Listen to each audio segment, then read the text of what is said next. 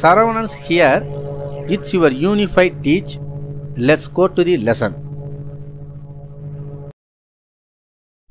9th Standard Science Unit 9 Universe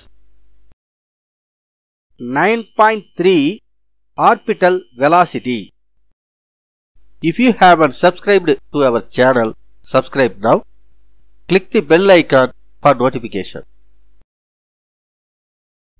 9.3 Orbital Velocity சுற்றியக்க திசைவேகம்.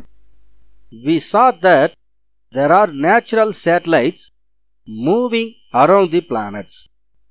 There will be gravitational force between the planet and satellites.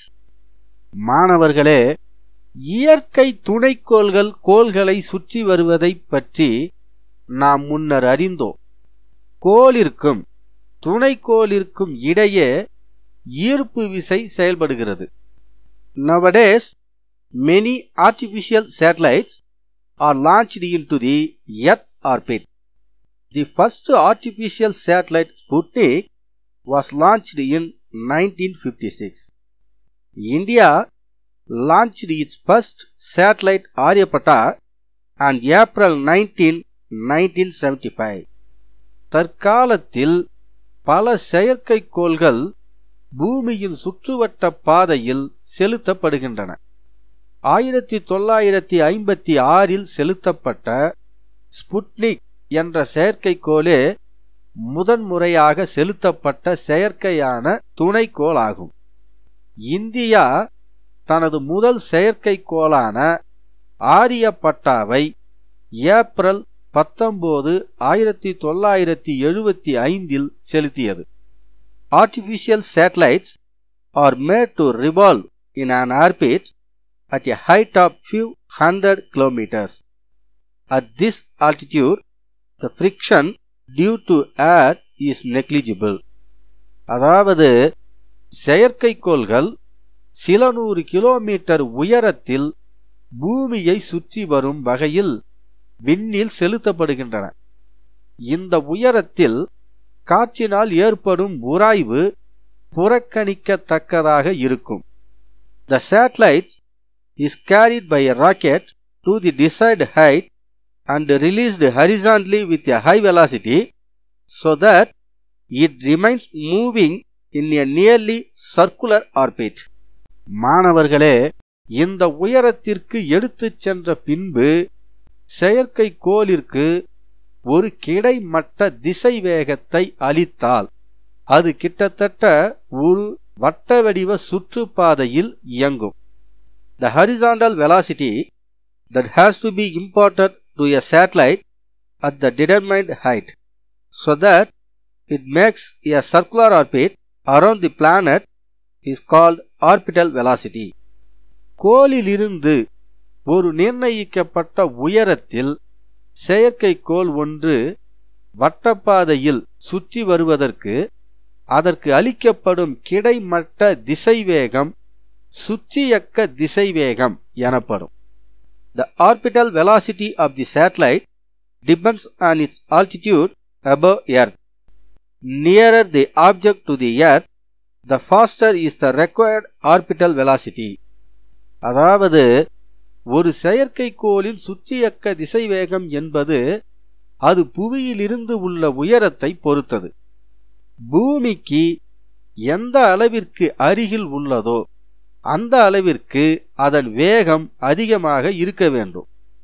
At an altitude of 200 kilometers, the required orbital velocity is little more than 27,400 km per hour. That orbital speed and distance permit the satellite to make one revolution in 24 hours. 200 kilometre தொலைவில் உள்ள செயற்கைக்கோள் ஒன்று கிட்டத்தட்ட 27,400 kilometre வேகத்திற்கு சற்று அதிகமான வேகத்துடன் இயங்க வேண்டும்.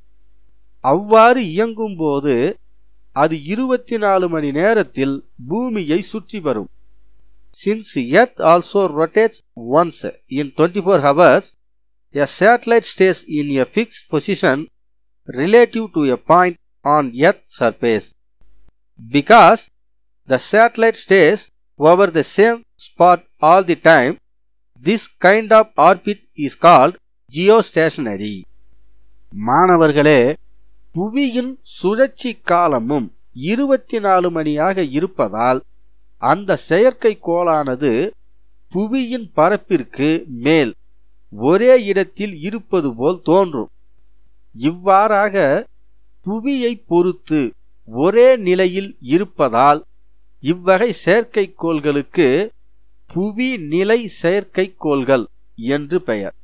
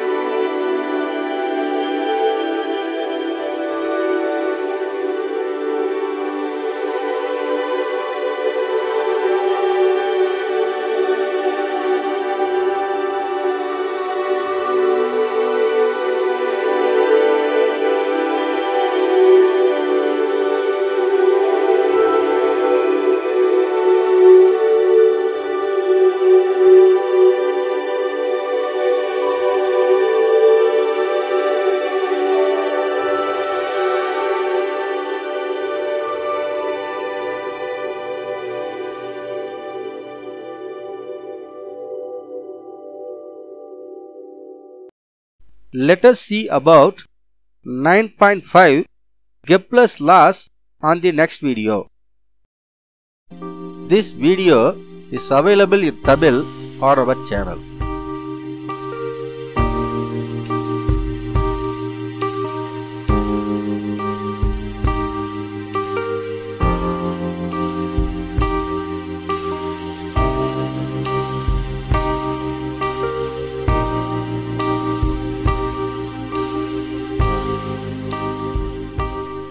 If you like this video, please like and share. Please comment below.